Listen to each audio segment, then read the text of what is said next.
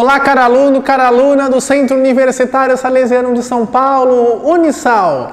Meu nome é Ronald Oliveira, sou salesiano de Dom Bosco e falo diretamente com você, aluno da Extensão Universitária de Vulnerabilidades Juvenis. Estamos definitivamente na última aula. Olha, Deus é bom e Deus existe. Terminamos todo o nosso enredo, todas as nossas problemáticas desse primeiro eixo. E, claro, nós temos o nosso dever e a nossa... porque enveredamos para as águas mais profundas, não é? De relembrar alguns fatores que são importantes, que precisam ser fixados na nossa memória, inclusive para a nossa avaliação, mas, claro, para a vida e claramente, mais claramente ainda, para o trabalho com os nossos jovens que necessitam tanto de nós e estão à espera de cada um de vocês.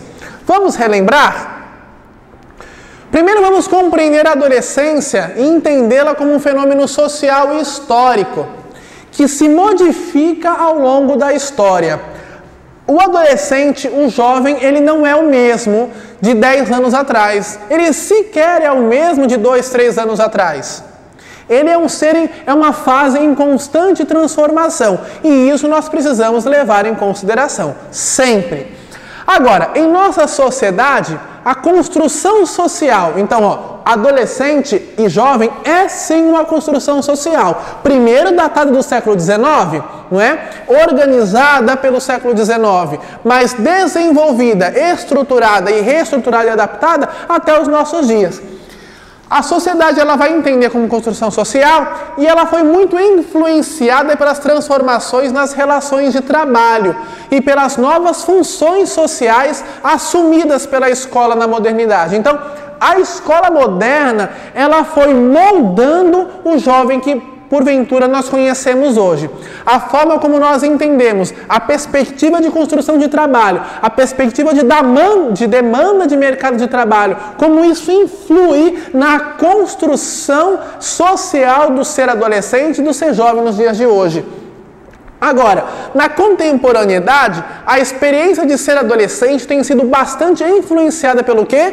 Pelas contradições da cultura do consumo e pelas novas tecnologias de comunicação e informação. Então, o nosso adolescente, o nosso jovem é formado dentro de uma cultura de quê? De capitalismo. Eu preciso consumir. Para ser, eu preciso ter. Enquanto é o contrário.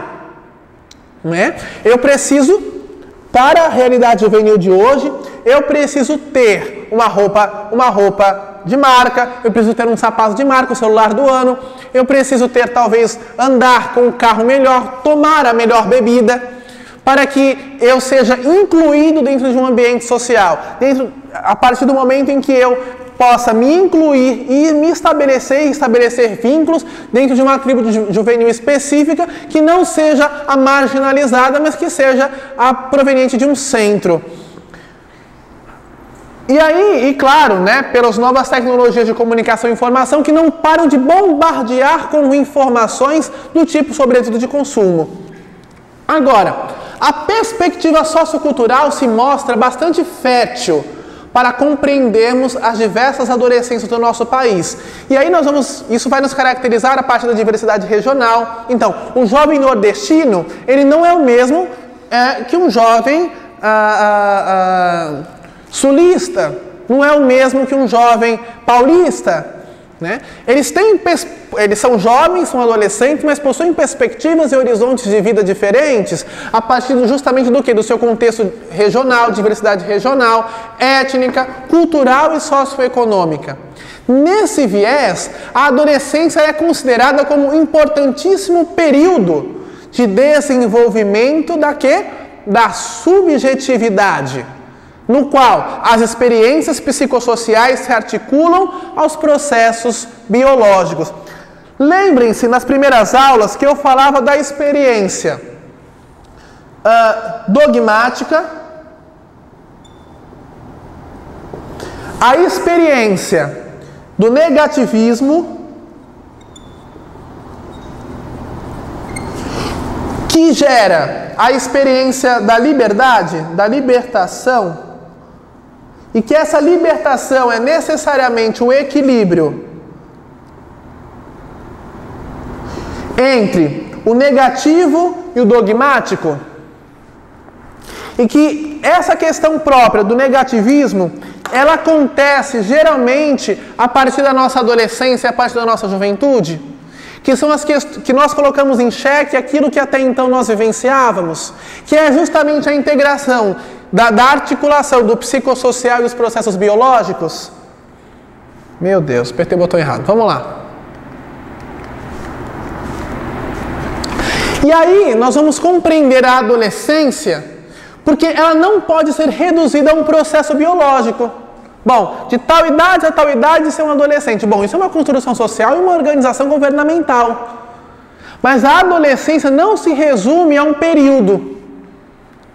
E nem a processos biológicos.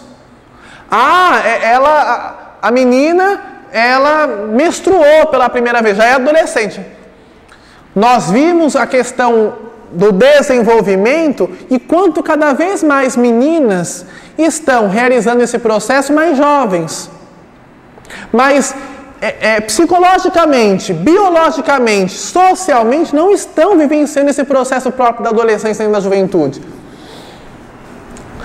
Não podem ser compreendidas biologicamente e nem como um fenômeno meramente natural, que seguiria as características de um estágio fixo do desenvolvimento. Bom, eu não estou trabalhando com bicho, eu não estou trabalhando com tabela, eu estou trabalhando com humanos.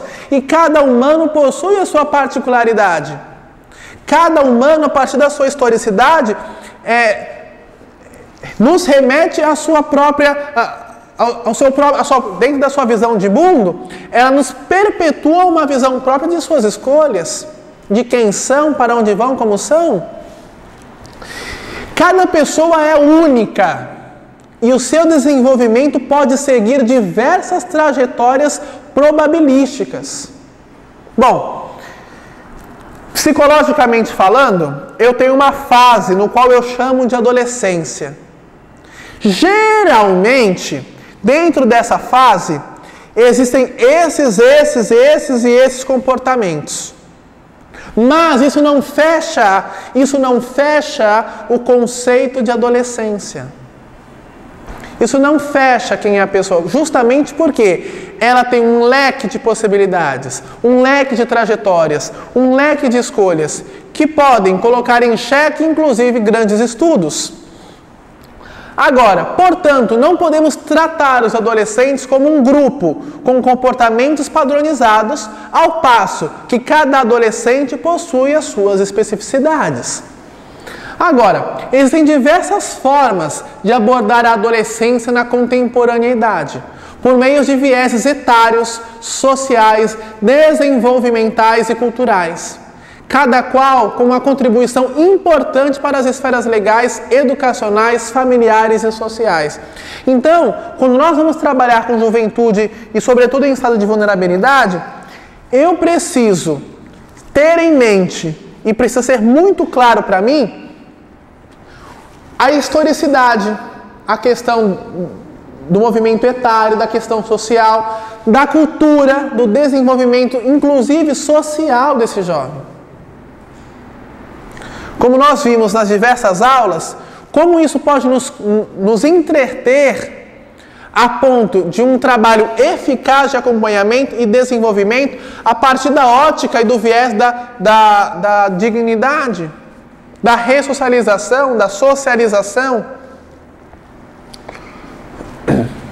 E por fim, as famílias contemporâneas, né? Ouvimos muito falar de família agora. São diversas. As famílias contemporâneas são diversas, tanto na sua configuração de membros, quanto em sua dinâmica de funcionamento. As famílias têm se transformado ao longo da linha do tempo. A família que nós vimos, na época que expliquei a vocês do Brasil Colônia, os interesses da família do Brasil Colônia, os interesses da família moderna, os interesses da família contemporânea são profundamente diferentes. Porque os contextos sociais, antropológicos e culturais são diferenciados.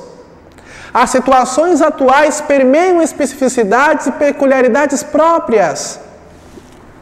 E aí nós vamos entrar por conta de mudanças históricas e socioculturais. Nós vamos destacar a importância de maiores investimentos em políticas públicas, sociais, para o fortalecimento das famílias brasileiras, em um paradigma de proteção social, a fim de garantir os direitos de seus membros, incluindo os adolescentes de nosso país. Então, fica aqui, famílias são diversas, possuem novos arranjos, novas organizações, e nós que trabalhamos com vulnerabilidade juvenil precisamos estar atentos a essas questões, porque nós nos deparamos com novos arranjos familiares, e isso também pode nos ajudar a entender, pode não, vai nos ajudar a entender esse adolescente. E por fim, nós temos grandes problemas com a questão da pobreza, grandes problemas com a questão da miséria, e nós precisamos cada vez mais estar conscientes, sermos seres de consciência de que é necessário investirmos em políticas públicas para as nossas famílias, que consequentemente atingirão os nossos adolescentes e jovens. A você que me acompanhou nesse primeiro semestre de extensão de vulnerabilidade juvenil, muito obrigado pelo seu carinho. Façam as atividades propostas no semestre, estarei recebendo até o dia 26 de junho, né? E claro, a avaliação final. Muito obrigado por tudo, até o segundo semestre. Grande abraço!